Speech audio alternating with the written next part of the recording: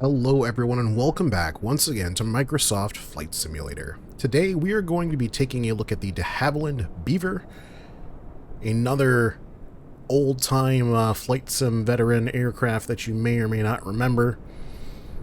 Very versatile, conventional landing gear, radial engine aircraft. Originally developed by the crew over at formerly Milviz. I forgot who they became shortly after stepping into the Flight Sim 2020 world. But again, another originally designed to be payware aircraft bought by Asobo and Microsoft and given to us for free, which is cool for everyone involved as far as I know. And we're going to do the same thing we always do. Take a look at some of the textures, take a look at the sounds, get the airplane up in the air, and I think we'll take a look at its sister aircraft as well. There's an amphibious version. Maybe we'll head down to Friday Harbor and do a flight there. We're currently just outside of Truckee and Lake Tahoe in Utah, hence our U.S. registration there. But we'll take a look around the Beaver, and we'll get started here. Alright, as always, we will start with our textures. I've yet to own or use a Milviz product that didn't have relatively good textures, and it looks like from initial viewings that the good old Beaver is going to be the same way. Very nice detail on the strobe light. I mean, wow, that's especially on that dome portion. Nav light's a little bit rougher, especially the fairing part where the whole assembly mixes in, but we're talking extreme zoom levels here. Looks like a pneumatic boot on the leading edge of the wing. Very nice landing light fixture there. I can actually read the text on that landing light fixture. Outstanding. I'm assuming one of our components of our pitot-static system.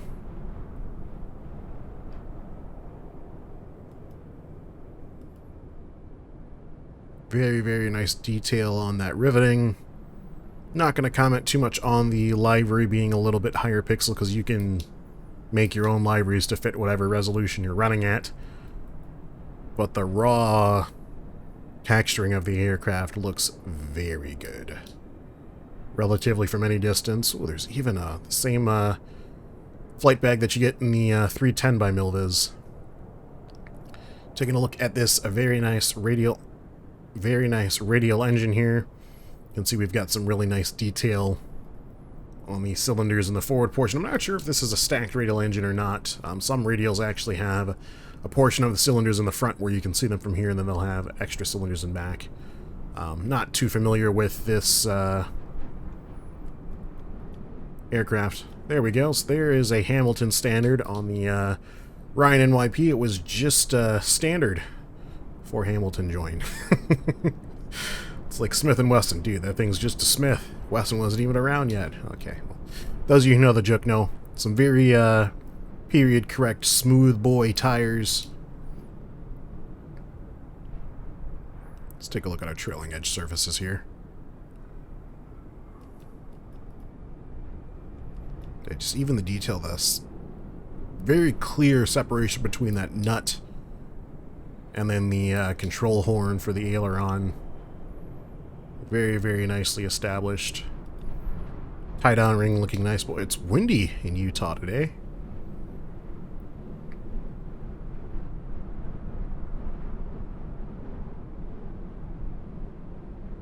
So, good work from Milviz as expected. Very happy with the exterior textures. Some of the best ones currently, at least from what I'm going through for a default Asobo aircraft. And again, it's because they bought it from a dev. Whatever. We'll let it go.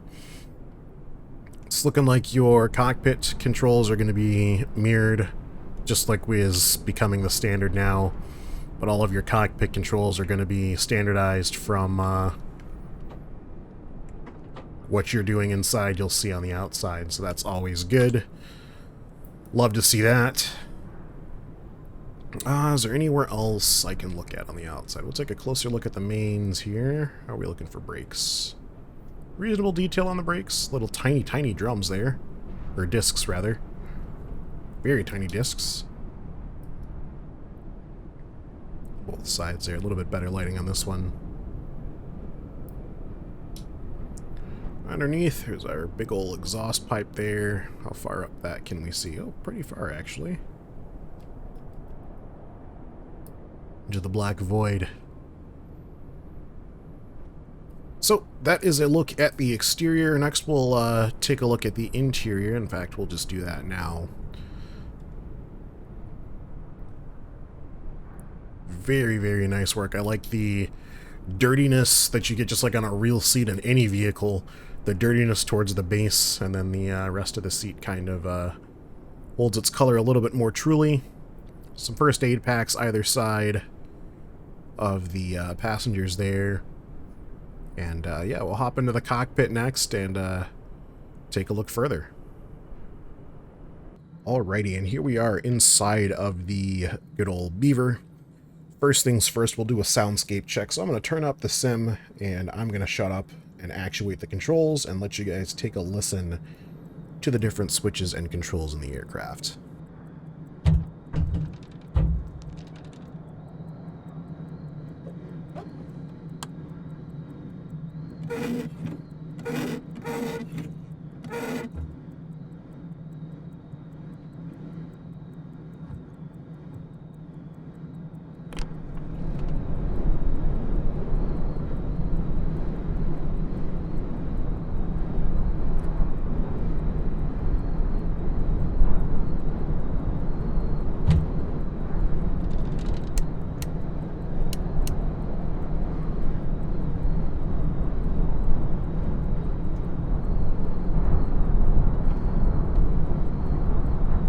So all in all, very good soundscaping.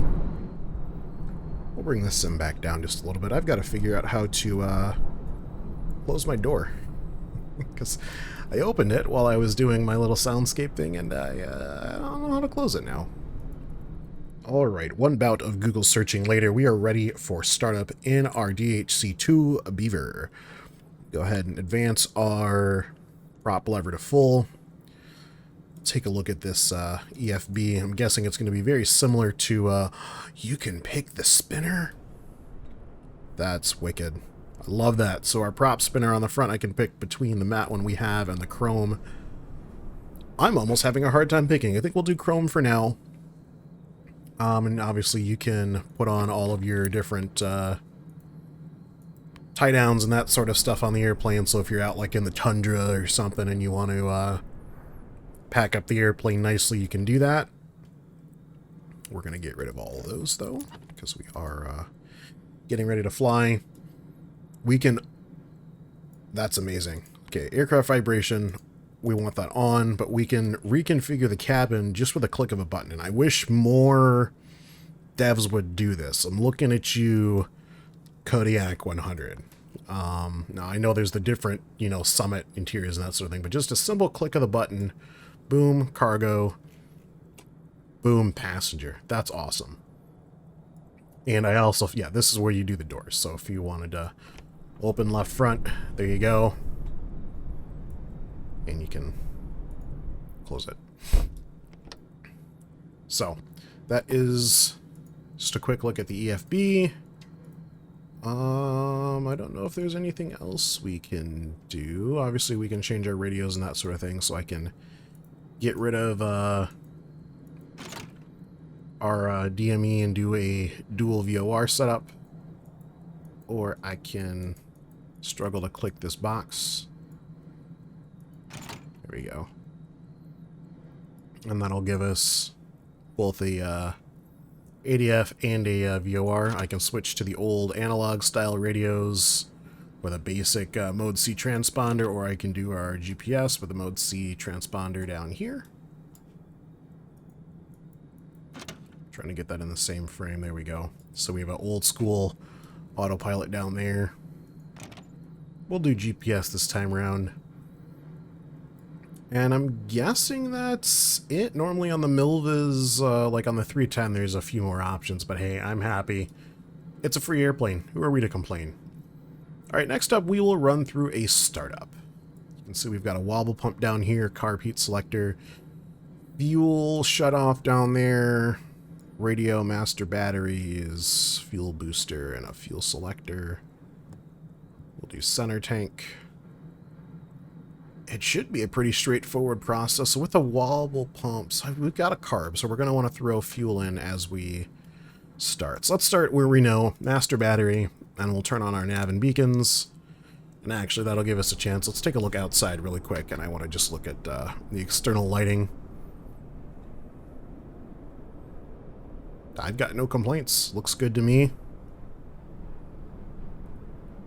Only thing I would maybe improve on is having the strobe light have, one, a higher visibility range, and then two, make it more of a flash, because it is that old flash bulb type. If we go to nighttime here, how does everything look? Yeah, we don't even get strobe. Well, okay, we get little strobe flashes on the ground, but not as bright as I would anticipate them to be. But again, free airplane, we're not going to complain too much. Okay, nav and beacon light on. We'll set our mags to both. Is there a fuel pump? Okay, so I've got a fuel boost and a starter. I need to wobble pump up. What is that? That's cabin heat. We'll open that for now. Fuel pressure, oil, fuel, quantities, cylinder temp. That's all voltage related. I'm assuming this is fuel pressure? But it's in a temp gauge with everything else. I don't know. We're going to give it a try. We will do not exceed 0.5 psi. Okay, so that's where we're at. So maybe like if the fuel booster wasn't working, we could wobble pump. Yeah, okay. That makes sense. Okay, so this is like if you don't have a fuel booster, you can wobble pump up. But we do have a fuel booster, so we're going to utilize that. And we'll crack our throttle. And then we will simultaneously hit our starter and introduce fuel into the system. I think I've done everything correct. Here we go. Clear prop.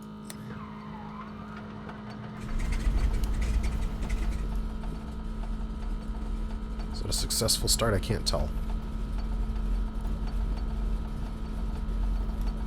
Seems like it. Alternator on, fuel booster off. And radio power can come on. We get pitot heat and our cabin lighting on straight away. Since I can't fit passengers, we'll pretend we're a cargo airplane today. I do like the built-in engine vibration. It's very cool to see a lot of devs doing that default. I also love, I don't know if you can hear it, let me turn up the sim again. There's a distinct chattering of, I don't know what it is, but here, take a listen.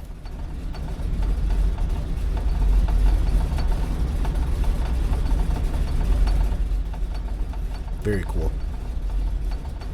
I think these are friction levers, so we'll leave those alone. Let's get up to 1000 RPM for the motor, let everything warm up here. This oil's just now coming in the green. I think this is... oh no, this is oil pressure, and then oil temp is here, so... cylinder head temp needs to come up. Oil temp needs to come up. Do I have a carb heat? I know it's down here somewhere. Yeah, cold, hot. So we'll add a little bit of heat in while we're warming up. Let's help the cylinders heat up. Don't want to do too much because that'll bog our motor down. Sweet. I'm going to let the airplane warm up, and I will catch back up once we're set to taxi. Alright, a little bit of a wait on the engine warm-up cycle later. We're just about good to taxi. Cylinder temp's coming up nicely. Oil temp is now outside of the red.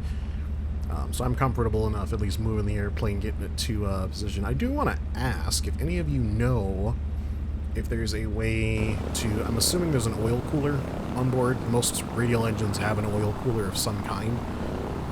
If there's a way to open and close the oil cooler or the shutters to the oil cooler to expedite the oil warming and as a result cylinder head warming process. I couldn't find anything. Everything down here is not related to oil cooling. From left to right, you got park brake, cabin heat, carb heat, your wobble pump, your emergency fuel shutoff, and an oil quantity. It's a dipstick. So I couldn't find anything. There's a flap handle down here, but I couldn't find anything for sure. So, and I suppose that's okay. You know, just take it one day at a time. So we will go ahead and set flaps for takeoff here. Release our park brake, and I think we're going to come out to the left.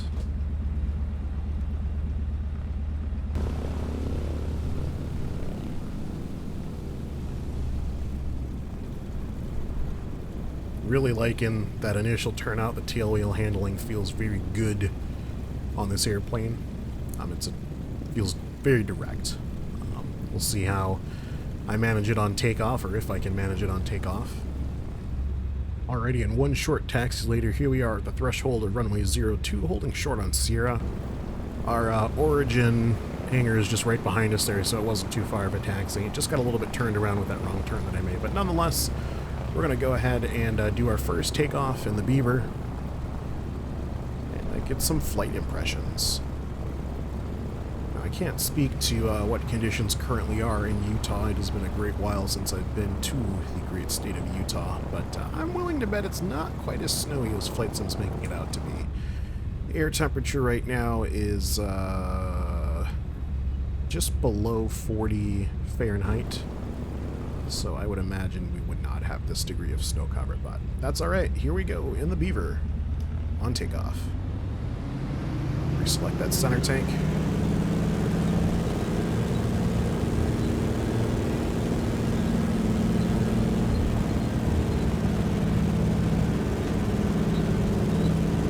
A little bit shaky. Nothing we can't handle. So we are airborne. Had to pull the props back a little bit there. We were seating our RPM there. Go flaps up one notch to climb cruise. In the Beaver. It's like a soaring club we took off from today. I suppose that would make sense in the summer months by Lake Tahoe. Water in the mountains. There's quite a bit of thermal and just generic wind activity that would bring lighter pilots around from far and wide.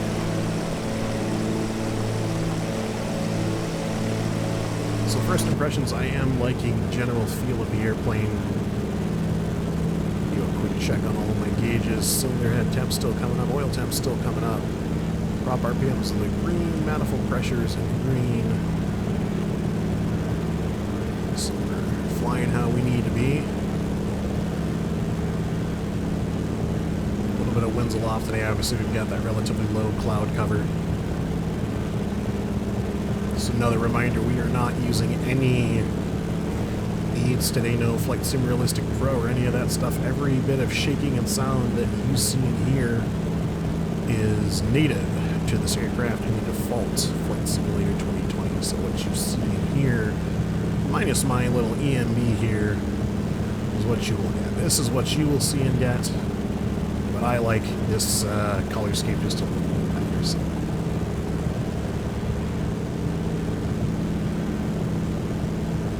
Probably should have turned on my transponder before we took off, but it's alright.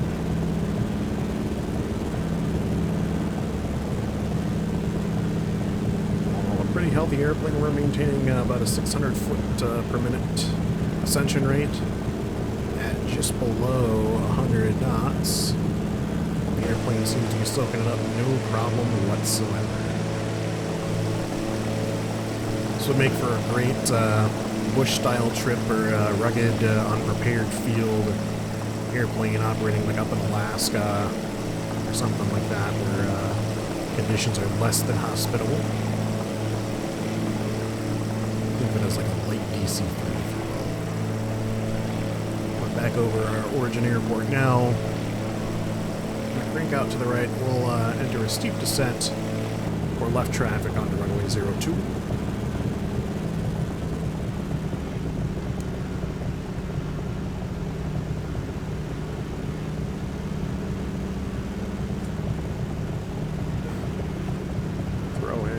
2 notches of flaps to begin. Using my visual field here. Keep this descent rate going of 1,000 feet per minute.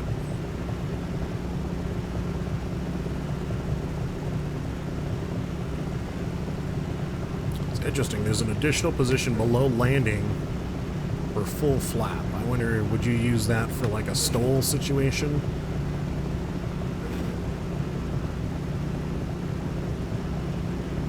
I think we'll find out today. That's alright.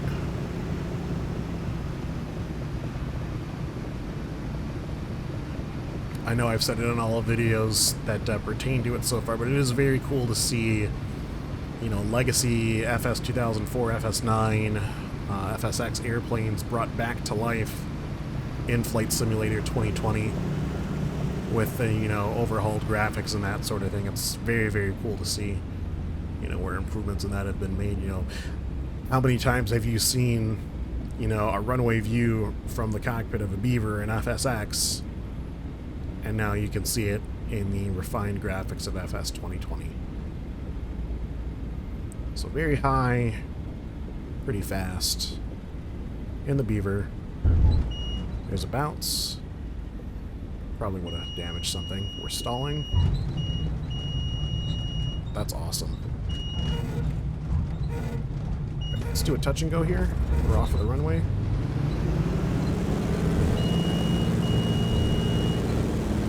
Take off just yet. So we'll maintain some sort of runway cohesion here. Probably should have checked the field to see where the relative winds were before committing to runway 2. But as was said by many folks of my generation growing up, a YOLO. You only die once too. It's no logic, but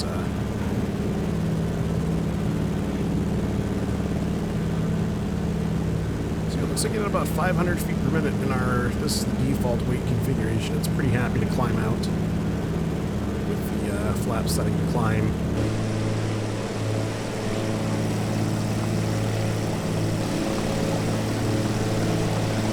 Some of the external views, that's a very nice one. That's probably my favorite one on the aircraft.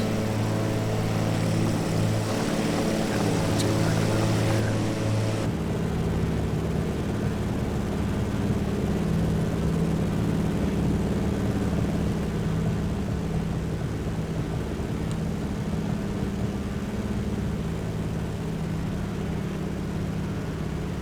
All in all, a relatively easy airplane to fly.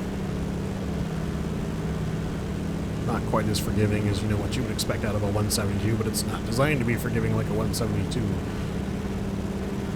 So it does add a bit of a challenge as far as flying on the envelope, as you saw in our landing there. Once you hit that stall speed or that stall profile, the airplane is stalling, and there's nothing you can do about it.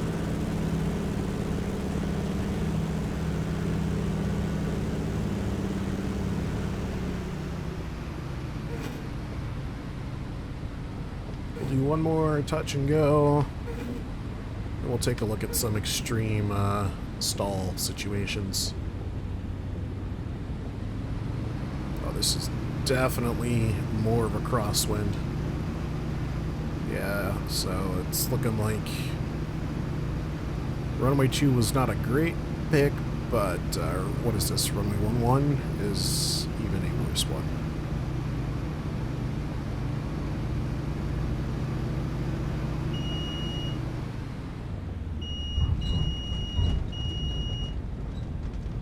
Interesting pick on that stall horn. Oh boy. Ground loop nation.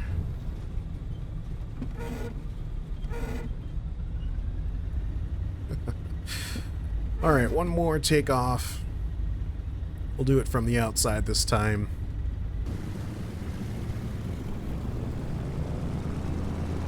Get my prop set, then we'll go back outside.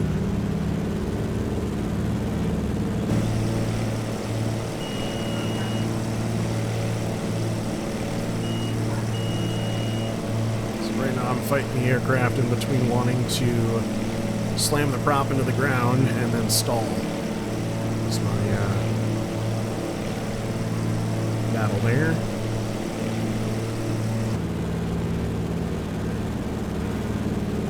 It's one more successful-ish takeoff under our belts. We're going to go ahead and climb quite a bit, and then we'll take a look at the stall characteristics of the Beaver. Alright, so we're rounding out 1,500 feet here. Probably should have a little bit more altitude under our belts, but not too much higher, and we'd probably hit some of the clouds. We're in the bases right now, so we're going to try to do two different stall types. One is going to be a more realistic type stall, if you will, on the climb out. Just assume that you put a little too much forward sticking and you weren't paying attention to your airspeed. We're going to do that with our flaps in the climb position. And then after that, we're going to do no flaps and do a really aggressive stall. So I'm going to pull the nose up to 500 feet. We'll do 1,000 feet per minute, actually. Then I'm going to advance my prop to where it would be for a climb. We're already kind of stalling.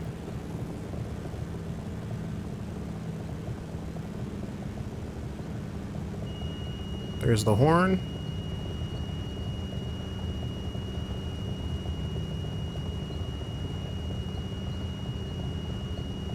That's very docile. The airplane's just falling back to the ground. So we'll go flaps up, bring that nose down, get some airspeed under our wings.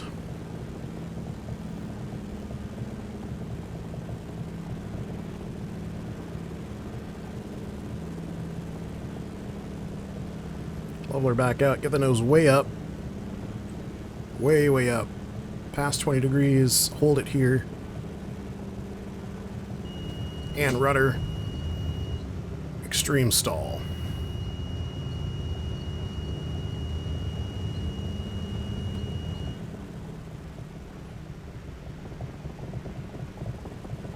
And we'll come pulling out of it before we hit our V&E.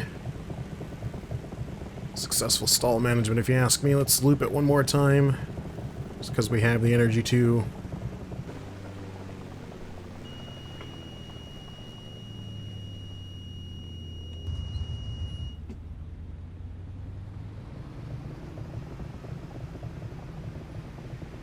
I'm hearing this very off-putting popping sound right now. I'm guessing you guys can hear that too. And my engine is not responding. Oh, it is. Okay. I was going to say my engine wasn't responding to RPM changes before, but it is now. So, that is the de Havilland DHC Beaver. We'll come in for a short field landing here. Dump this altitude as I can.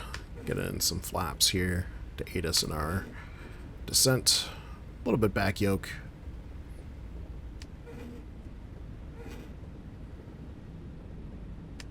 And one more for landing. Alright, mixture full, prop set to full.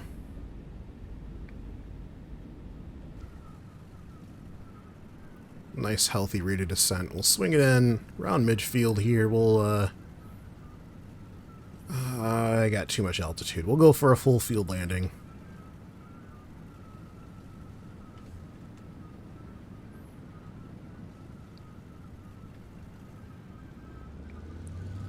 Very quiet when the engine's not under load.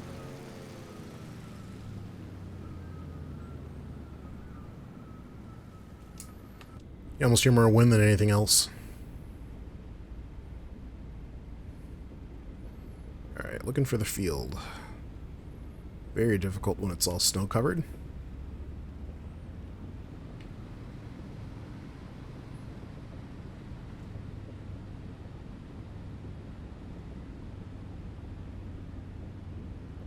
Visual on the Pappy lights.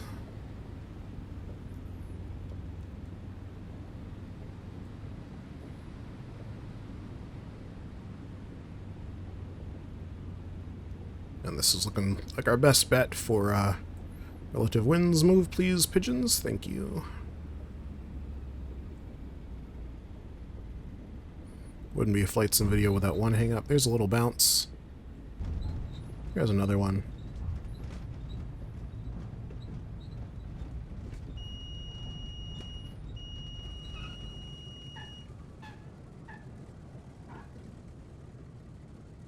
Very nice.